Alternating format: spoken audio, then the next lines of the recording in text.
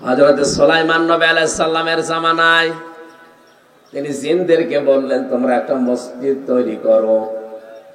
জিনরা মসজিদ বানানোর পরে আবার ভেঙে ফেলেছে। সুলাইমান নবী ডাক দিয়ে বলে, মসজিদ কই? হুজুর বানিয়েছিলাম, বানানোর পরে কি করা লাগবে আপনি তো বলেননি, দেখলাম কাজ কাম নেই, ভেঙে ফেলি। এত কষ্ট করে বানালে আবার ভাঙলে, ঠিক আছে আবার বানাও। এবার বানাবো, এরপরে কি? আমাদের তো কাজ খুব দ্রুত গতিতে, কাজ যদি শেষ হয়ে যায় একটা কুকুরের লেজ সোজা করবি। তাড়াতাড়ি মসজিদ তৈরি করার পর কুকুর একটা নিয়ে এসে লেজ ধরে টানাটানি করে, দেখে সোজা হয়ে গেছে। যেই ছেড়ে দেয় আগে যা ছিল তাই। বলে ভাবে হবে না, তেল নিয়ে আয়, মোবাইল নিয়ে আয়। তেল মোবাইল দিয়ে টানে, লম্বা হয়, ছেড়ে দেয়, আমার কাছে যায়। জিনেরা ডাক দিয়ে বলে, আল্লাহ এ কি কুকুর!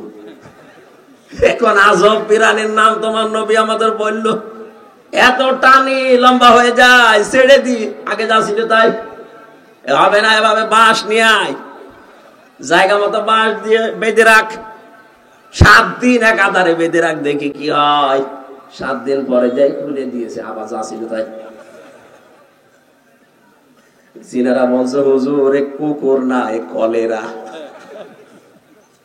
আমি হাসির খোরাকি দেওয়ার জন্য বলি নাই, বাস্তবে আমাদের চরিত্র ঠিক ওই লেজের মতো হয়ে গেছে। এত সোজা করার জন্য এত চেষ্টা আমরা চালাই, বিভিন্ন কায়দায়। সোজা হওয়ার কোন লক্ষণ আমাদের নেই। মাঝে মাঝে মিছিল মিটিং দেখে, বিবৃতি বক্তব্য দেখে, আন্তর্জাতিক চাপ দেখে কিছু মানুষ মনে করে না যাক সোজা হয়ে গেছে, যেই ছেড়ে দিও মা আগে যাচ্ছিল তাই। আপনি আবার অন্যদিকে নিয়েছেন না, আমি কিন্তু কোরআনের সামনে বসে আছি। আমাদের চরিত্র ঠিক ওই দিকে না, আমাদের চরিত্র হওয়া লাগবে সোজা না বাঁকা? বলেন। আরে কোরআন শরীফ যদি কাউকে চরিত্র সোজা করে দিতে না পারে, পরে পরিবর্তন করার কোন কিতাব আর দুনিয়ায় নেই। দরুদ পড়ছি, সালাম পাঠাচ্ছে আমাদের ওই নবীর উপরে। কিছুক্ষণ আগে যে দরুদ পড়লাম ভালো করে মিলাবেন, কারণ নবীজি জানিয়েছেন, মান সাল্লা আলাইয়া ওয়াহিদান সাল্লাল্লাহু আলাইহি আশারা।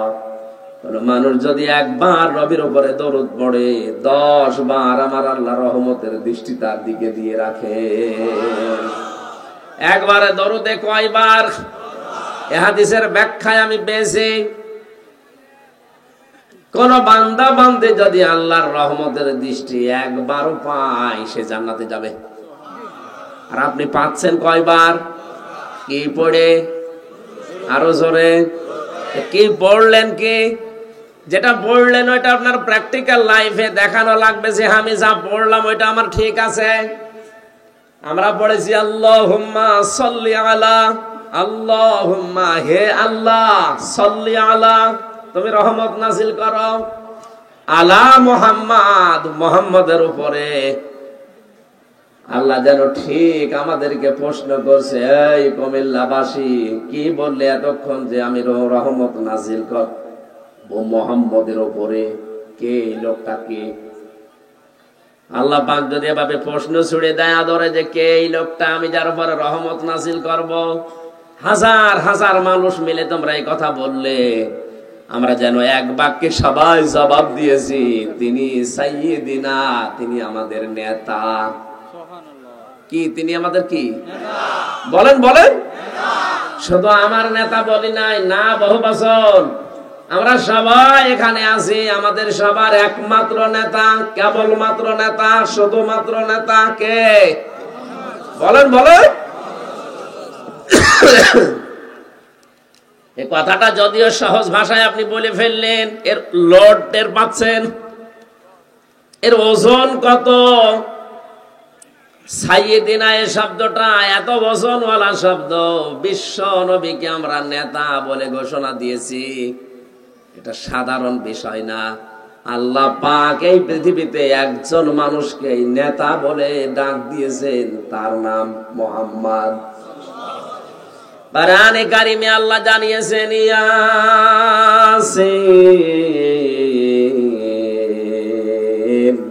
والقرآن الحكيم إنك لمن المرسلين على صراط মুস্তাকিম। শব্দটা দিকে খেয়াল করেন তো।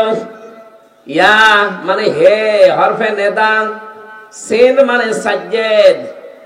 আল্লাহ ডাক দিচ্ছেন, ঘোষণা দিচ্ছেন, হে নেতা। তাফসিরে খাজেনে, তাফসিরে ফি জিলালিল কোরআনে সাইয়্যিদ কুতুব লিখেছেন, আল্লাহর ঘোষণা দেওয়া একমাত্র নেতাই পৃথিবীতে মুহাম্মদ। এই জন্য আমি কয়েকদিন আগে কুমিল্লা এসে বলেছিলাম, মানুষের ঈমান ভাঙার কারণ আছে 10টা। কয়টা? তার ভেতরে 4 নাম্বার কারণ হচ্ছে যারা বিশ্ব নবী মুহাম্মদুর রাসূলুল্লাহ বাদ দিয়ে অন্য কাউকে নেতা মানে তাদের ঈমান ভেঙে যায়, নষ্ট হয়ে যায়। আমি তো এটা বানিয়ে বলেছিলাম, হ্যাঁ? কারণ উসওয়াতুন হাসানা এই শব্দটা পৃথিবীর আর কারো আগে পরে আপনি পাবেন না, শুধু মুহাম্মদুর রাসূলুল্লাহর আগে আছে। লাকাদ কানা লাকুম ফি রাসূলিল্লাহি উসওয়াতুন হাসানা। অবশ্যই তামাম দুনিয়ার মানুষদের জন্য আপনাকে আমি মহত্তম আদর্শ হিসাবে পাঠিয়েছি, আর সবাই আপনাকে গ্রহণ করবে না। 3টা গুণ যাদের ভেতরে আছে তারা আপনাকে আদর্শ পাবে। কয়টা? আরো জোরে। আপনি মেলান তো আছে কিনা আপনার? লিমান কানা ইয়ারজুল্লাহ, যার জীবনের আশা আকাঙ্ক্ষা সব আল্লাহর জন্য। আমি যা পেয়েছি আলহামদুলিল্লাহ, না পেয়েছি তাও আলহামদুলিল্লাহ। এক কথা বলেন না কেন? আমার জীবনে আফসোস বলে কিছু নেই।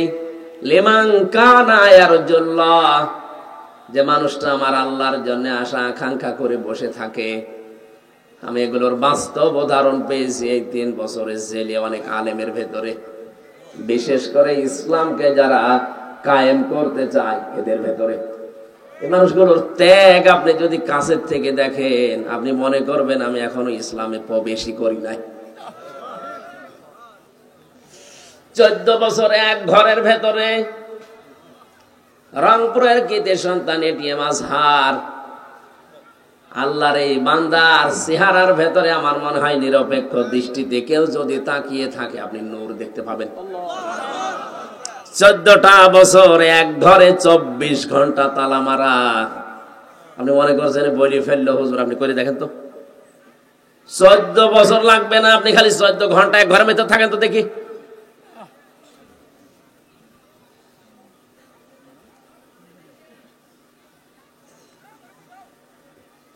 আল্লাহর কসম, কোরআনে কারীম আমার সামনে।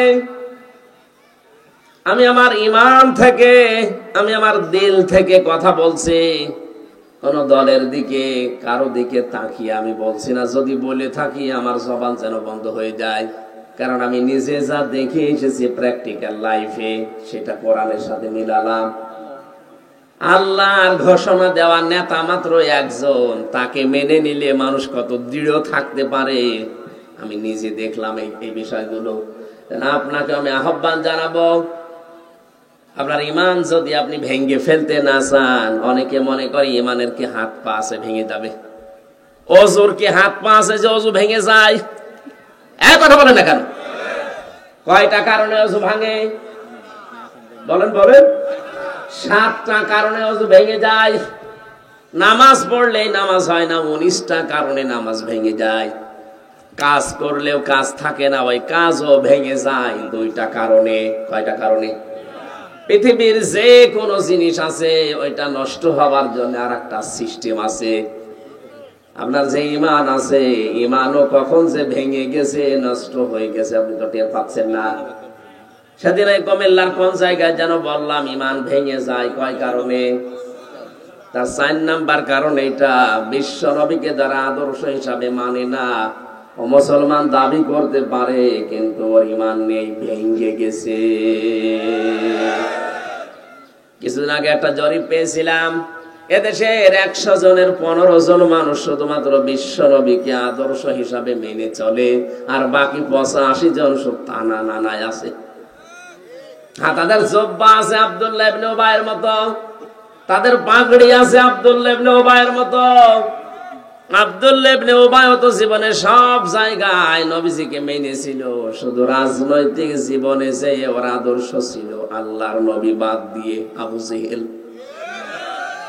ওর পুরা জীবনী আমি পড়ে দেখেছি, মাত্র একটা কারণে আল্লাহ ওকে মুনাফিক না, মুনাফিকের সরদার বলে ঘোষণা দিয়েছে। আব্দুল্লাহ ইবনে উবাইয়ের জন্য কোরআনে আয়াত পর্যন্ত নাযিল হয়েছে। শুধু তার জন্য আল্লাহ নাযিল করলে শেষ হয়ে যেত, আমি আয়াতটা পড়তামও না, কিন্তু হোম দিয়ে আল্লাহ আমাদেরও ঝামেলায় ফেলে দিয়েছে।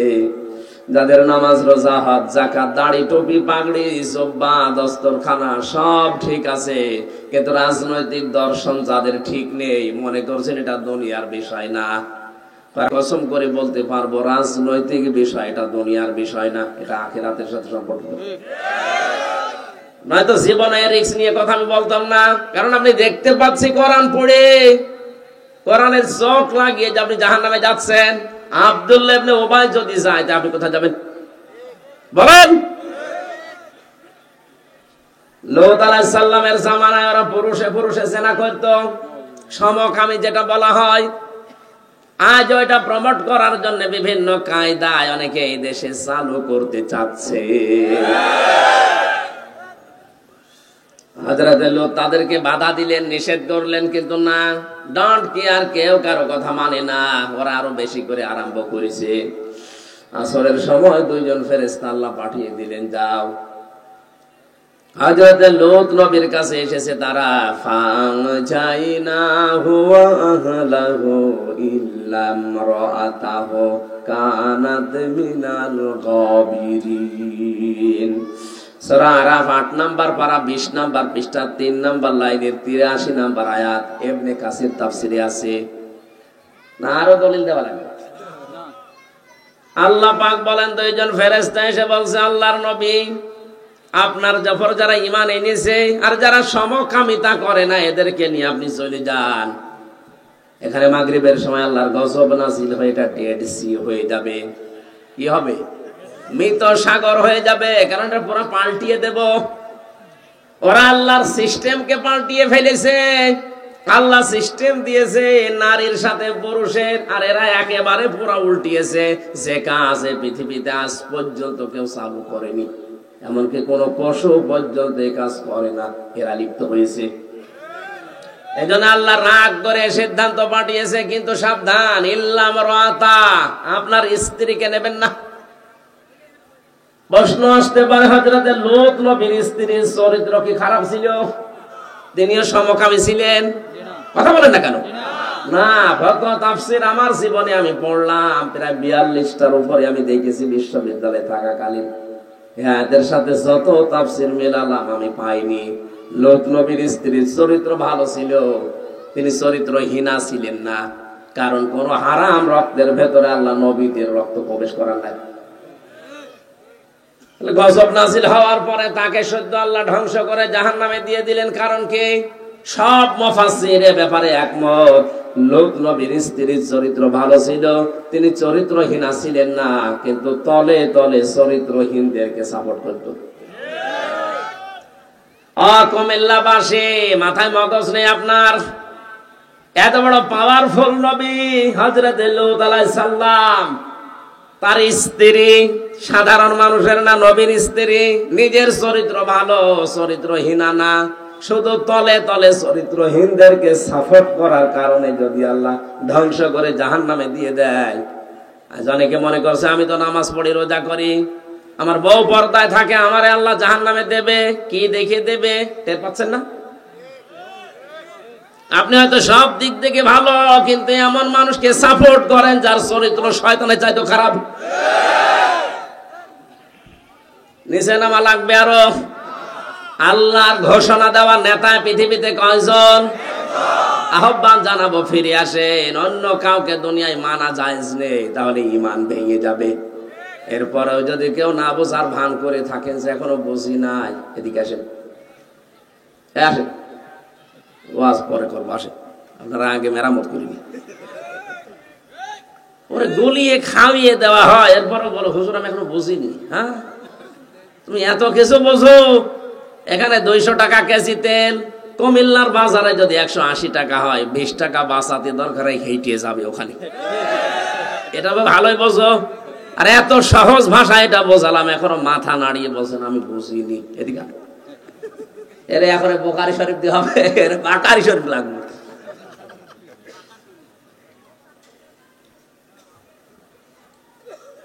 সেদিন গোপালগঞ্জে আয়াতের তাফসীর করার সময় একজন আমারে বলছে, হুজুর এমন কায়দায় বাঁশ দিলেন আর কিছু করার নেই, বাঁশ পাবো কোথায়?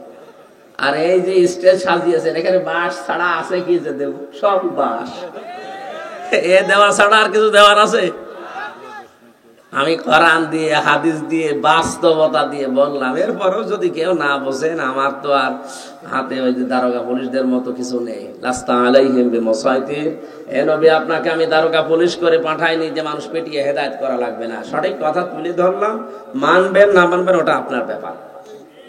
তাহলে সাইয়েদিনা এটা যাদের ঠিক নেই, কিয়ামত পর্যন্ত দরুদ পড়লে ওই দরুদ কবুল হবে। 2 নম্বরে বলা হয় মাওলানা। মাওলানা মানে আমির হামজা কি না? মাওলানা শব্দের শাব্দিক অর্থ অভিভাবক, পথ প্রদর্শক, গাইডলাইন দাতা। নবীকে আমরা পথ প্রদর্শক, গাইডলাইন দাতা, অভিভাবক হিসাবে ঘোষণা দিলাম। হে আল্লাহ, তুমি যার উপরে রহমত নাজিল করবা তিনি আমাদের নেতা, আমাদের অভিভাবক। জোরে বলেন সুবহানাল্লাহ। এরপরে আরো কথা আছে। আমার এশার নামাজ পড়ে আছে সেই চট্টগ্রাম বাঁশখালী, এই জন্য খুব তাড়াতাড়ি করছে। মুফতি হারুন এজার সাহেবের নাম শোনেননি? ওনার সাথে অনুষ্ঠান, তো খুব তাড়াতাড়ি এই অনুষ্ঠানটা খালি মোবারক ভাইয়ের জন্য নেওয়া। আমার এইভাবে হয় না। কোথায়? কালকে ছিলাম যে সিরাজগঞ্জ, আজকে এখানে দিনের বেলা, এরপরে এখানে। আমার শরীর মনে হচ্ছে ঘুমিয়ে পড়ি এখন। একটু দোয়া করেন অন্তত আয়াতটা যেন শেষ করে চলে যেতে পারি। আউযু বিল্লাহি মিনাশ শাইতানির রাজিম। বিসমিল্লাহির রহমানির রহিম। ওয়াত্তাকু ইয়াওমান তুরজাউনা ফীহি ইলাল্লাহ। এ পর্যন্ত থাক। সূরা বাকারার 281 নম্বর আয়াতের প্রথম অংশ এটা। আল্লাহ পাক বলেন, ভয় করো ওই দিনকে যেদিন তোমরা সবাই ফিরে যাবে আল্লাহর নিকটে। কার নিকটে? অন্য জাতির লোক যেহেতু এখানে নেই, এই জন্য আমি ওই দিকে আর না গিয়ে সরাসরি বলছি, এখানে যারা মুসলিম দাবিদার সবাই ফিরে যাওয়া কার কাছে? এটা বিশ্বাস আমরা করি তো? আরো জোরে বলে করি।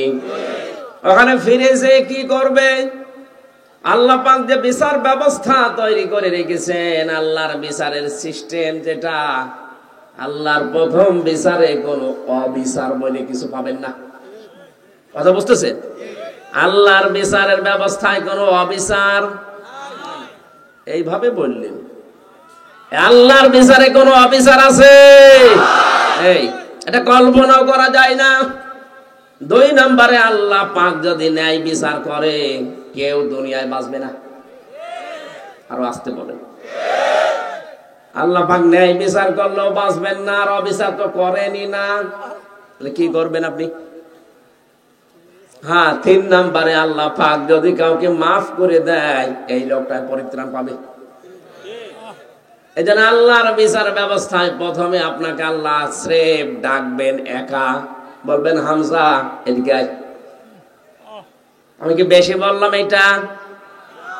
আর সারা বাংলাদেশে কে যেন ছড়িয়ে দিয়েছে যে কিয়ামতের দিন বিভিন্ন পীর সাহেব লক্ষ লক্ষ মুরিদ নিয়ে স্লোগান দিতে দিতে উঠবে।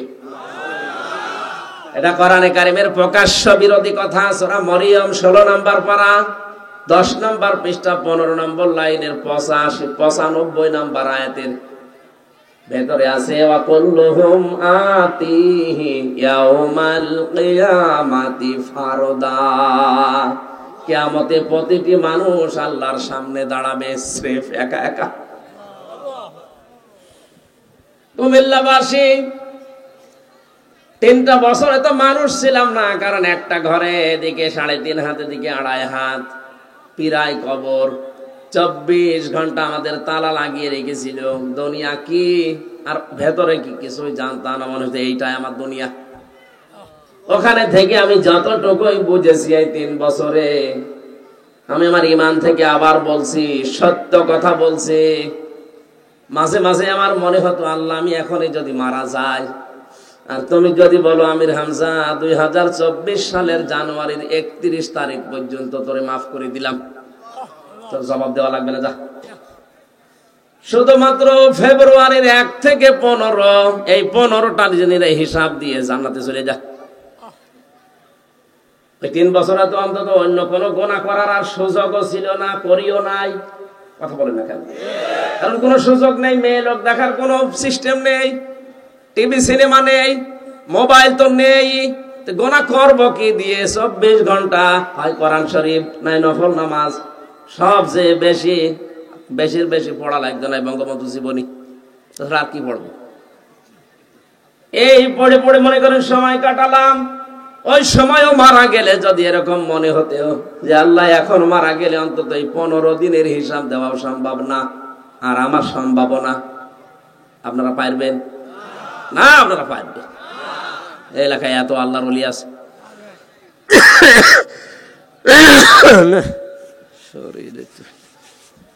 কাশিটা দেশে ঝামেলা হয়ে গেছে।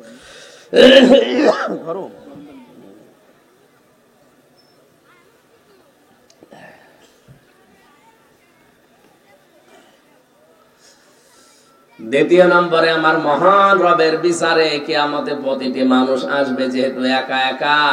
তাহলে এই কথা যারা ছড়িয়েছে মানুষের সামনে বিভ্রান্ত, যে অনেক মানুষ আশা করে থাকে বাবা যখন ধরেছি কোনো অসুবিধা নেই। অনেকে একজন আবার 2 পীরের মুরিদ হয় যে 2 বাবা ধরে শুধু এইরকম মারবে। মারবে ঠিক, জান্নাতে পড়বে না, জাহান্নামে পড়বে।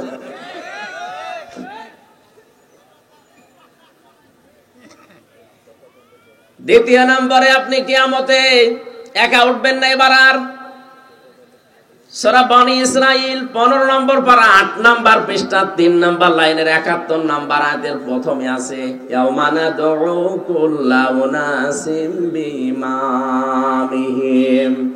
কিয়ামতে এবার আল্লাহ প্রতিটি মানুষকে ডাকবে তার ইমামের সাথে, তার নেতার সাথে। কার সাথে? আপনি একটু বিশ্বাস করেন তো কোরআনের আয়াতটা। কিয়ামতে যদি আপনার নেতার সাথে আপনাকে ডাকে, আপনি যে নেতার আদর্শ মেনে চলেন, যার পেছনে স্লোগান দেন, বলেন তো ওই লোকটার দিকে তাকালে আল্লাহ খুশি হবে না বেজার হবে? দেখলেন, এখনই বলছে বেজার হবে, তো ধরা খেয়ে বসে আছে। কারণ আগে নেতা, এরপরে কর্মী। এমন নেতার পেছনে আপনি স্লোগান দিলেন, চার চরিত্র ফুলের মতো পবিত্র বলে, যে লোকটা রাত 9টার পরে ঠিক মতো মাটিতে পা পড়ে না। কথা বলে না কেন? লাল পানি খেয়ে তাল গাছ ধাক্কা দিয়ে বলে, মিয়া ভাই সাইড দেয়া, কতক্ষণ দাঁড়াবো? এই লোকটা আপনার আদর্শের পেছনে আপনি স্লোগান দিলেন, কিয়ামতে ওকে আল্লাহ আগে ডাকবে, এরপরে পেছনে থাকবেন আপনি। ওরে দেখেই তো আল্লাহর রাগ হয়ে যাবে, আপনার পর্যন্ত যাওয়া লাগবে না। আমার আর বোঝানোর ভাষা নেই। এরপরেও যদি কেউ না বুঝে বলেন না আমি বসবো না, যদি বোঝাতে পারি সে তাল গাছ আমি দিয়ে দেবো। ওর বউ বলছে তুমি এত সহজে কথা বলে ফেললে, বলে বোঝা কামারে কিয়ামত হয়ে যাবে, আমি বসবো না, তাল গাছও দেবো না। এত কায়দায় আপনাদেরকে আমি কোরআনের আয়াত দিয়ে হাদিস দিয়ে বাস্তবতায় নিয়ে এসে বলছি। এরপরও যদি কিছু মানুষ মনে করে না এ হুজুর মনে হয় ওই দলের, আল্লাহর কসম নবী এসে ওয়াজ করলে ও বলতো নবী মনে হয় ওই দলের। আশা করছে আপনার কলবে ধাক্কা লাগবে, বিবেকে ধাক্কা লাগবে, আপনি পরিবর্তন হওয়ার নিয়ত করবেন। আল্লাহ তাওফিক দেন, আমিন। আল্লাহর বিচারে কোনো অবিচার, আরো জোরে বলেন, ন্যায় বিচার করলে কেউ বাঁচবে না, সবাই ধরা খাবে। ঠিক আছে? বনী ইসরাইলের একজন 1000 বছর ইবাদত করে মনে মনে ভাবছে আমি যা করলাম আল্লাহ আমারে জান্নাত না দিয়ে পারে না। হঠাৎ আল্লাহ তাকে স্বপ্ন দেখালেন যে মারা গেছে। মারা যাওয়ার পরেই তাকে কবরের ভেতর থেকে উঠিয়ে কিয়ামতের ময়দানে আল্লাহ হাজির করছে। ডাক দিয়ে বলছে, বান্দা বিচার শুরু হয়ে গেছে, যা জান্নাতে চলে যা, জবাব দেওয়া লাগবে না। লোকটা মনে মনে বলছে, আল্লাহ এত ইবাদত করলাম, একটু সংবর্ধনা দিলে না, মারহাবা, ধন্যবাদ, থ্যাংক ইউ কিছুই বললি না, শুধু বলছো যে জান্নাতে চলে যা। একটা কথা হলো। আল্লাহ পাক মনের ভাষা বুঝতে পেরে ফেরেশতাদের বলে, যেখানে জাহান্নামের গরম ওঠে ওই জায়গা নিয়ে ঘোড়া একটা ঘড়ি এনেছে। বলছে, ভাই খুব পিপাসা লেগেছে, একটু পানির ব্যবস্থা করো। ফেরেশতারা বলছে, এটা দুনিয়া না, এটা ময়দানে মাহশার, এখানে ফ্রি মাংনা কোনো কিছু পাওয়া যায় না। যদি পেতে চাও তোমার 1000 বছরের ইবাদত দেওয়া লাগবে। জীবন বাঁচে না, করবো কি? 1 গ্লাস পানির ব্যবস্থা করে ওটা দিয়ে দিয়েছে। পানি খেলে মানুষের প্রসাবের চাপ দেয়, কথা বলে না কেন? এবার প্রসাব করার জন্য অস্থির হয়ে পড়েছে। যেখানে সেখানে বসে কাজ করার পরে আল্লাহ ডাক দিয়েছে, বান্দা 1 গ্লাস পানি ভেতরে ঢোকাইলে আর 1 গ্লাস বের করে ফেলে দিলে, এই জন্য তুমি 1000 বছরের ইবাদত দিয়ে দিলে। 1000 বছর হায়াত দিয়েছিলাম, প্রতিদিন কত গ্লাস করে পানি পান করেছো, এই হিসাব না দিয়ে আজকে ধরে জান্নাতে দেব না। যা, এজন্য আল্লাহ যদি ন্যায় বিচার করে কেউ বাঁচবে না। হ্যাঁ, একটা মাত্র উপায় আছে, কাবা শরীফ তাওয়াফ করার সময় জন্য মানুষেরা 6ষ্ঠ চক্কর দিয়ে বলে, আল্লাহুম্মা ইন্না আলাইয়া হুকুকান ফিমা বাইনি ওয়া বাইনিকা। ডাক দিয়ে বলে, রব্বুল আলামিন, তুমি আমার মালিক, আমি তোমার গোলাম। তুমি আমার মালিক, আমি তোমার দাস। এই গোলাম আর দাসের ভেতরে, মালিক আর গোলামের ভেতরে অনেক দেনা পাওনা থাকে। তুমি আমার মালিক হিসাবে সেই বীর্য থেকে হামজা বানিয়েছো, কথা বলে না কেন? আমার যা যা দরকার ছিল সবই তুমি দিয়েছো, কিন্তু তুমি যে আমার মালিক, আমি গোলাম হিসাবে তো কিছুই দিতে পারিনি আজ পর্যন্ত। আমার একটা বিষয় আছে যে তুমি আমারে দয়া করে মাফ করে দাও। কিয়ামতের দিন যদি আল্লাহ সত্যি বলে, হামজা যা তোরে মাফ করে দিলাম, ফামান যুহজিহা আনিন নারি ওয়া উদখিলাল জান্নাতা ফাকাদ ফাজ। সূরা আলে ইমরান 4 নাম্বার পারার 13 নাম্বার পৃষ্ঠার 13 নাম্বার লাইনের 185 নাম্বার আয়াতের মাঝে আছে।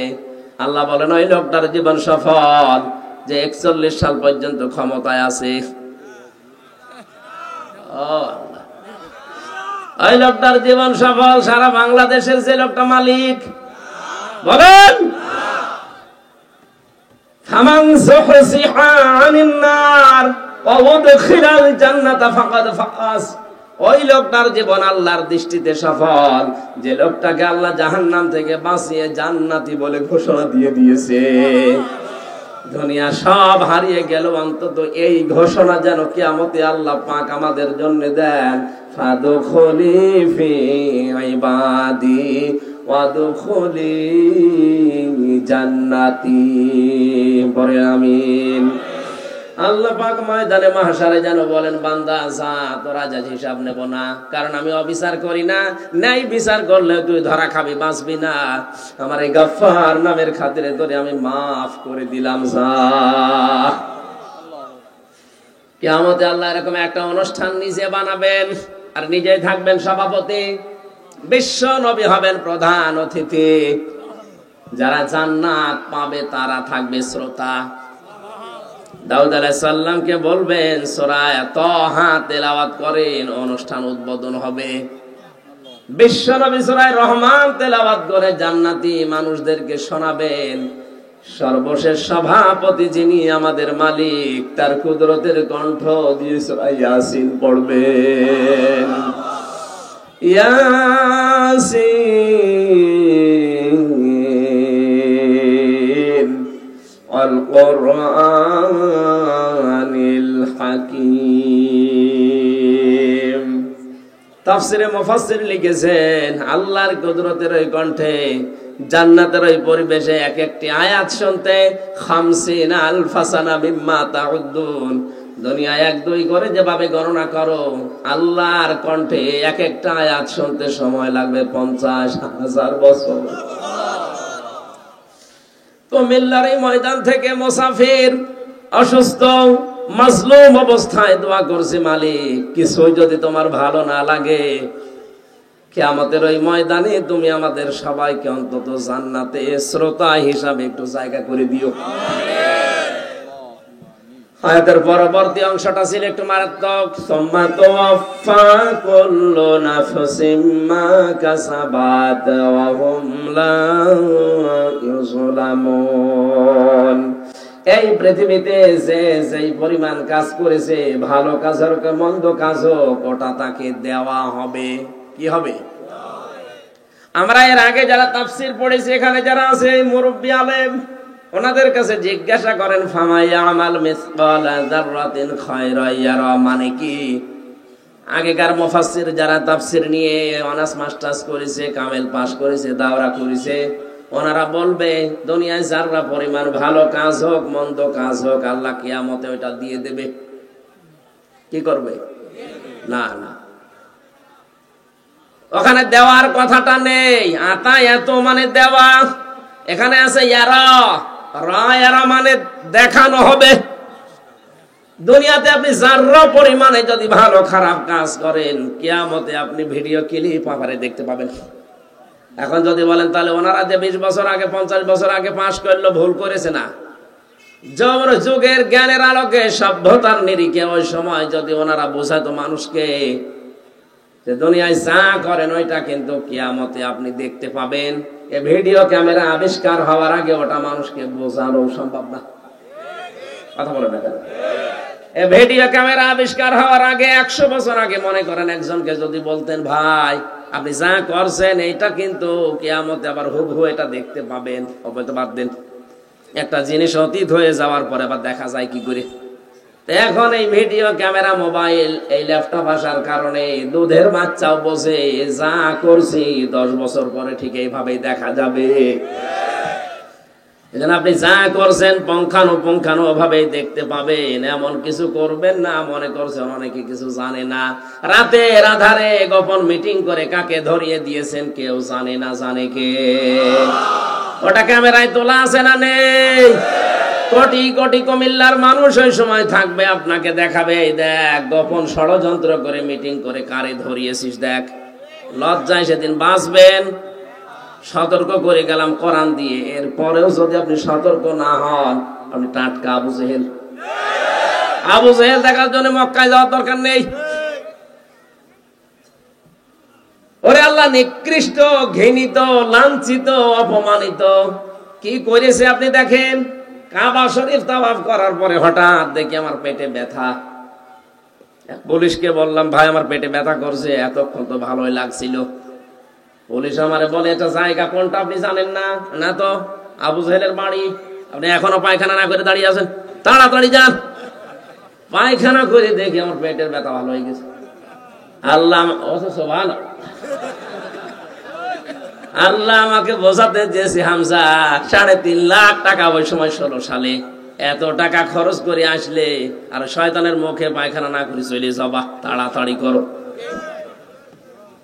আজ হয়তো পৃথিবীর জালেম যারা মাজলুমরা হয়তো কিছু লিখতেও পারে না, জানতেও দেয় না। সময় যেদিন আসবে আপনি যত দামি মানুষ হন না কেন, আপনার নামও কেউ রাখবে না, আপনার বাড়ি ঘর পর্যন্ত পায়খানা আল্লাহ বানিয়ে দিতে পারে। এজন্য কারো উপরে জুলুম করবেন না। সুম্মা তুওয়াফা কুল্লু নাফসিম মা কাসাবাত, যা যাই করেছেন ওটা আপনি দেখতে পাবেন ভিডিও ক্লিপ আকারে। অহুম লা ইউযলামুন, কারো উপরে জুলুম করা হবে না। আমাকে শহীদ করো সেই মিছিলে শামিল করে নিও, যে মিছিলের নেতা আমির হামজা খোবায়েব খাব্বাব, খোদার ছিল যারা অতি প্রিয়, শামিল করে নিও। আলহামদুলিল্লাহ, এই কমিয়ে দেন হালকা। আওয়াজ বাড়িয়ে ইকো কমিয়ে দিন। বাংলাদেশের ঐতিহ্যবাহী জেলা কুমিল্লা বীরপাড়া থানার অন্তর্গত শীতলাই যুব সমাজের উদ্যোগে অষ্টম বাৎসরিক তাফসীরুল কোরআন মাহফিলের স্বনামধন্য সভাপতি আলহাজ আব্দুল খালেক বীর মুক্তিযোদ্ধা আতালাল্লাহু উমরাহু ওয়া বারাকাল্লাহু ফি হায়াতি, বলেন আমিন। অসুস্থ আছে না? শেফায়ে কামেলা হায়াতে তাজ্জেবা আমরা কামনা করছি, আল্লাহ যেন দান করেন। এখানে আসবেন শীতলাই দরবার শরীফের সম্মানিত পীর সাহেব হুজুর আলহাজ মাওলানা রুহুল আমিন দামাত বারকাতুহুমুল আলিয়া, যারা আলোচনা রাখলেন মাওলানা কারি মাহবুবুর রহমান সরকার, মাওলানা সাইফুল ইসলাম, অতিথি হিসাবে যারা ওখানে উপস্থিত আছেন অনেক মানুষের নাম এখানে দেখতে পাচ্ছি। আজকে যারা এ মাহফিলের আয়োজন করেছে পারিবারিক অনুষ্ঠান না, আমার আগে যিনি শুভেচ্ছা বক্তব্য দিলেন আপনাদের এলাকার সন্তান, ইসলামিক চিন্তাবিদ, শিক্ষাবিদ, বিশিষ্ট আইনজীবী অ্যাডভোকেট ডক্টর মোবারক হোসাইন, কুমিল্লার কৃতি সন্তান। আল্লাহ রাব্বুল আলামিন তার গোলামকে ওমরের মতো বানিয়ে দেন। মঞ্চে বসা মাওলানা রফিকুল ইসলাম সহ নাম না জানা অন্যান্য ওলামা ইকরাম, অনেক মানুষের নাম এখনো বাকি আছে। একটা একটা করে বলি আর দোয়া করি নাকি? একবারে দোয়া করে দিলাম, ওয়ারফা'না লাকা যিকরা।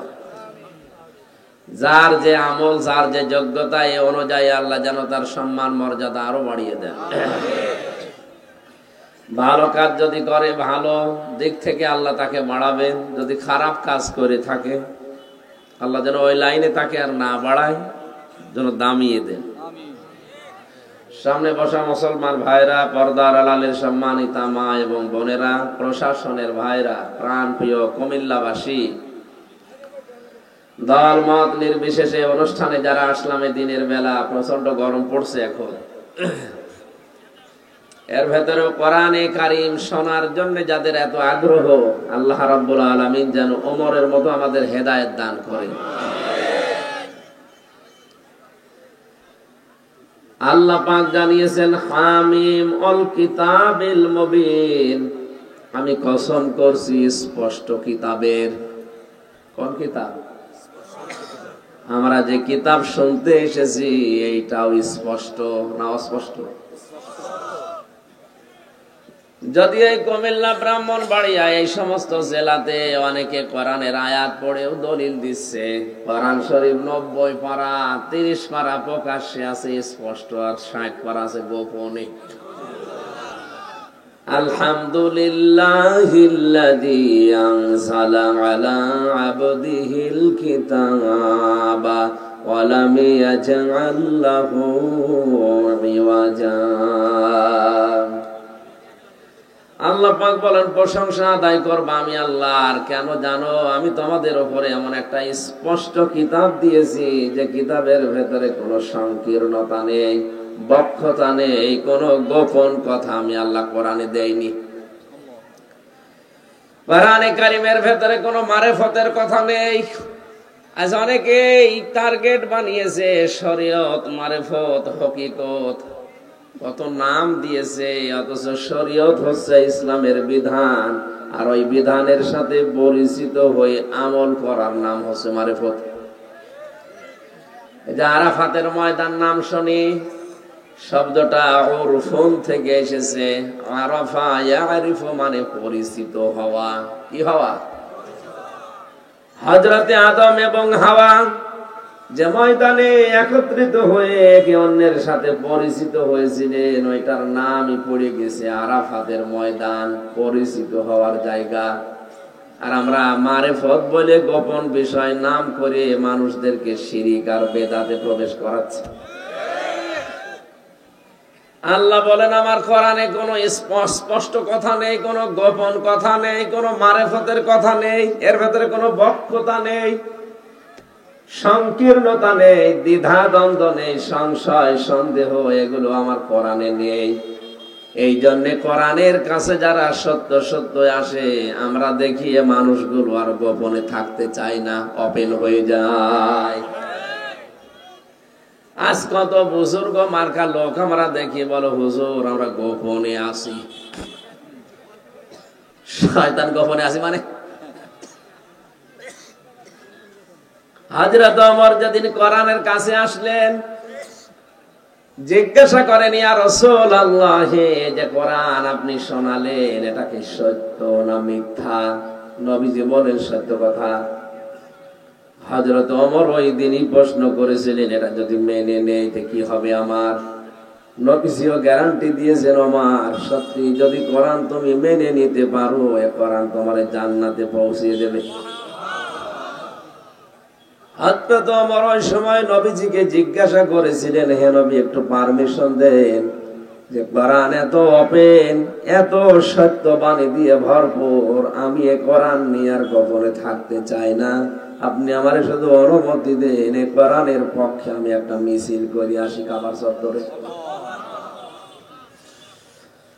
যে কয়জনই মুসলমান হয়েছিলেন তাদেরকে নিয়ে তিনি শুরু করলেন লিল্লাহি তাকবীর। কাফের মুশরিকরা জানালা দিয়ে দরজা দিয়ে মুখ বের করে দেখে, কি এ মিছিলের সামনে কে গো? এত বড় বুকের কলিজাকার মক্কার জমিনে আল্লাহু আকবার তাকবীর দেয়। সামনে তাকিয়ে দেখে যে লোকটা মিছিলের আগে ওর সামনে গেলে মাথা থাকবে না। তারা কোরআনে কারীম পাওয়ার পরে ওপেন হয়েছেন, আর গোপনে থাকতে চাননি। আর আমরা এমন মুসলমান, সে জন্মের পর থেকে কোরআন পেয়ে 80 বছরের বুড়ো হয়ে যাচ্ছে, এখন ওপেন হতে ভয় পায়। আমরা কি গোপনে থাকবো না ওপেন হব? কি করবে? আপনি খালি হাতে, খালি গায়ে, খালি পাই এ দুনিয়ায় এসেছিলেন, হয়তো কিছুদিন পরে ওই অবস্থায় আবার কবরে যাবেন। এসেছেন যে অবস্থায় যাবেন, ওই অবস্থায় মাঝখানে কিছুদিন ঘোরাঘুরি করলেন, এইটাই তো লাভ। কথা বলে না কেন? এই সময়টা অন্তত এই বিশ্বাস নিয়ে যদি আপনার জীবনটা তৈরি হয়ে যায়, আপনার জীবনও আল্লাহর কসম মীর কাশেম আলীর মতো হয়ে যাবে। যে লোকটা ফাঁসের 3 ঘন্টা আগে 2 ঘন্টা ঘুমাতে পারে, আপনি ঘুমিয়ে দেখেন তো। আপনার যদি একটু বলা হয় যে বিকালে আপনি মরবেন, আমার মনে হয় আরো 2 দিন আগে থেকে আপনার ঘুম বন্ধ হয়ে যাবে। যে লোকটা দেখতে পাচ্ছে যে আমার 3 ঘন্টা পরে মাথার উপরে দড়ি ঝুলে আছে, আমার দুনিয়া থেকে বিদায় করবে, আর বাস্তব জীবনে তার যে অবস্থান আপনি তো টের পান না। আমি যতটুকু লেখাপড়া করেছি, যতটুকু বাস্তবতা দেখেছি, মীর কাশেম আলী নামটা যদিও ছোট নাম, তামাম দুনিয়ায় যদি 10টা ম্যাগনেট থাকে তার ভেতরে এটা একটা। মাথা শুধু মাথা ছিল না, পুরোটা ম্যাগনেট ছিল। লক্ষ লক্ষ মানুষের কর্মসংস্থান তৈরি করে দিয়ে গেছে, অথচ নিজের সেরকম উল্লেখযোগ্য কিছুই নেই। ছেলেটা ব্যারিস্টার, গুম হয়ে আছে, স্ত্রী সন্তান সাধারণ আমাদের মতো উল্টা পাল্টা না, সবগুলো আল্লাহর ওলি। দুনিয়াতে এত সম্মান, এত মর্যাদা, এত নাম ডাক যার, সে লোকটার মাত্র 3 ঘন্টা পরে জীবন চলে যাবে। কারারক্ষীরে ডাক দিয়ে বলছে, ভাই আমি 2 ঘন্টা ঘুমালাম, আমারে ডেকে দিও। এই কথাটা মুখ দিয়ে বের করা অত সহজ না। সারা জীবন শুধু ধৈর্যের ওয়াজ করেছি আর শুনেছি। এই 3টা বছরে এক ঘরের ভেতরে থেকে ধৈর্য কাকে বলে, কত প্রকার, কি কি বুঝে ফেলেছি। ধৈর্য এর নাম। আমি যেটা বোঝাতে চাই, কোরআনের কাছে আসলে আপনি আর গোপন থাকতে পারবেন না, কারণ আপনার মন মানসিকতা, আপনার ডিমান্ড ওই রকম হয়ে যাবে। আপনিও হযরতে ওমরের মতো, খাব্বাবের মতো, বেলালের মতো হয়ে যাবে। আজকে থেকে সিদ্ধান্ত নেওয়া লাগবে, আমি মুসলমান, আমি কোরআনের কাছে আছি, আমি আর গোপনে নেই, আমি ওপেন হব। এই পারবেন না? কিসের গোপন? আর গোপনে কতদিন থাকবেন? আল্লাহ পাঠালেন এই জমিনে, আল্লাহ খানকায় পাঠাননি আপনাকে। এলাকা শুনলাম যে খানকা দিয়ে ভরা। ও খানকা খারাপ না, কোরআনে কারিমে আল্লাহ পাক আমাদের আসল উদ্দেশ্য জানিয়েছেন, ইন্নী জাইলুন ফিল আরদি খলিফা। শব্দের দিকে খেয়াল করেন, অবশ্যই আমি আল্লাহ তোমাদেরকে আমার জমিনের খলিফা করে পাঠিয়েছি। কোন জায়গার? আরো জোরে। এত কঠিন শব্দ এটা আমরা কোথায় কোথায় মিলিয়েছি। খলিফা হচ্ছে আল্লাহর প্রতিনিধি। আল্লাহ পাক যে কাজগুলো এসে করতেন ওইটা নিজে না করে আমাদেরকে পাঠিয়ে দিয়েছেন তার পরবর্তী হিসাবে। আমরা তার প্রতিনিধি। আমাদের থাকার জায়গা কোথায় তাও আল্লাহ আয়াতের শেষে জানালেন। আর আমরা এই শব্দটাকে এমন এমন জায়গায় মিলিয়েছি, যারা চুল কেটে দেয় ওদেরকে আমরা বলি খলিফা, যারা কাপড় চোপড় সেলাই করে ওদেরকে বলি খলিফা। এক কথা বলছে না? আমার কুষ্টিয়া চুয়াডাঙ্গাতে যারা মরগ মুরগি জবাই করে ওরাও খলিফা। আর এই দেশে এখন খলিফার তো কোনো অভাব নেই, বেশিরভাগ খলিফা পাওয়া যায় শুধু দরবারে। কয়েকদিন ঘোরাঘুরি করলে আপনার নামের আগে লিখে যাবে খলিফা। এটাকে অত সহজ জিনিস।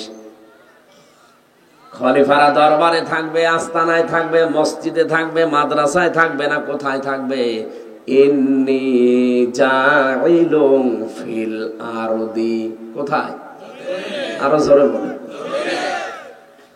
মগজ যদি মাথায় থাকে একটু ভাবেন, আপনাকে থাকার কথা জমিনে, আর আপনি জমিন বাদ দিয়ে কোথায় কোথায় আছেন। এই জন্য তো জমিন ফাঁকা পেয়ে জালেমরা মন মতো চালাচ্ছে।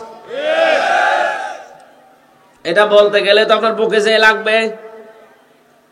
আজ জমিনে আমরা নেই আল্লাহর কসম। এই কারণে আজ হাজারো জালেমরা জমিন ফাঁকা পেয়ে 180 মাইল বেগে চালাচ্ছে। যার যা মন তাই করছে। আমরা যদি জমিনে থাকতাম, 96% মুসলমানের দেশে লালনের গানের জন্য পারমিশন লাগে না, আর কোরআনের অনুষ্ঠান করার জন্য আপনার পারমিশন লাগবে। একই দাদা বাবুদের দেশ নাকি? এই জন্য হয়েছে, কারণ আজ আমরা সবাই গোপনে আছি। বলে দিনকাল ভালো না, হুজুর দোয়া করেন, গোপনে আছি। এটা একটা নির্ভেজাল টাটকা শয়তান। গোপনে থাকবো মানে তোরে পাঠিয়েছে জমিনে। কোন জায়গায়? আর ও গর্তের ভেতর লুকিয়ে আছে।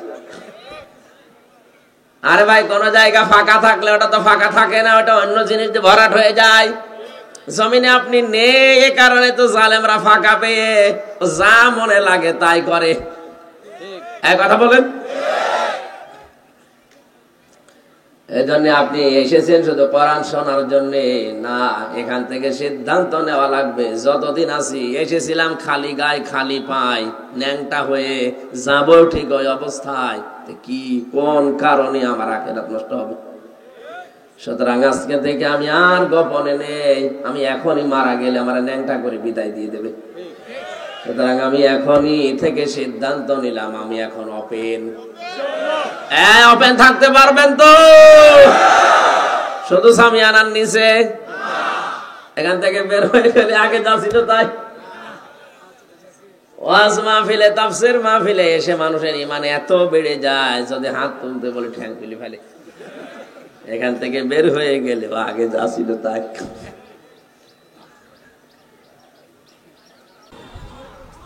ونشهد أن سيدنا وحبيبنا ومولانا محمدا عبده ورسوله الذي أرسله بالحق بشيرا ونذيرا وداعيا إلى الله بإذنه وسراجا منيرا فقد قال الله تعالى في كلامه المجيد وبرهانه التوحيد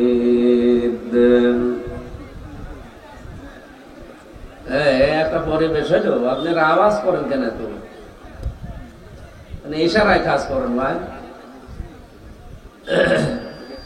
জায়গা বানিয়েছে বসার জন্য, আপনারা না বসে দাঁড়িয়ে আছেন। বসেন বসেন। এখানে কেউ দাঁড়িয়ে থাকবেন না, যারা এই যে ব্যাস গলা দিয়ে ঘরছে এরা করছে কি? বসিয়ে দেন, তাড়াতাড়ি বসিয়ে দেন। আপনি দাঁড়িয়ে আছেন কোন কারণে? এখানে এখান থেকে যান, তাড়াতাড়ি বসান।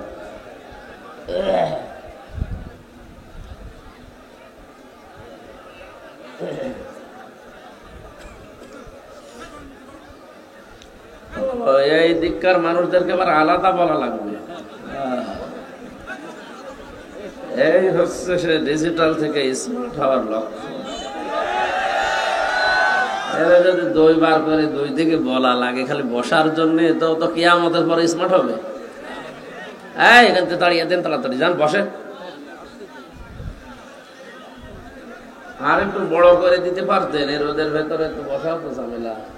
মানুষ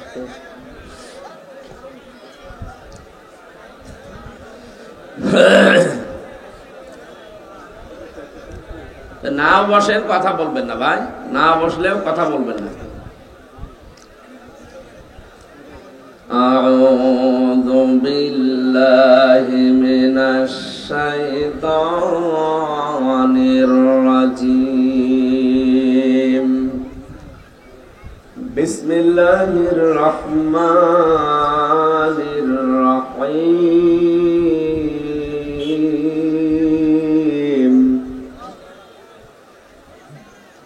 واتقوا يوما ترجعون فيه إلى الله ثم توفى كل نفس ما كسبت وهم لا يظلمون.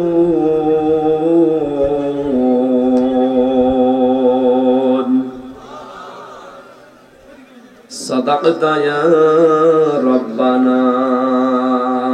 اللهم صل على محمد وعلى آل محمد كما صليت على إبراهيم وعلى آل إبراهيم إنك حميد مجيد.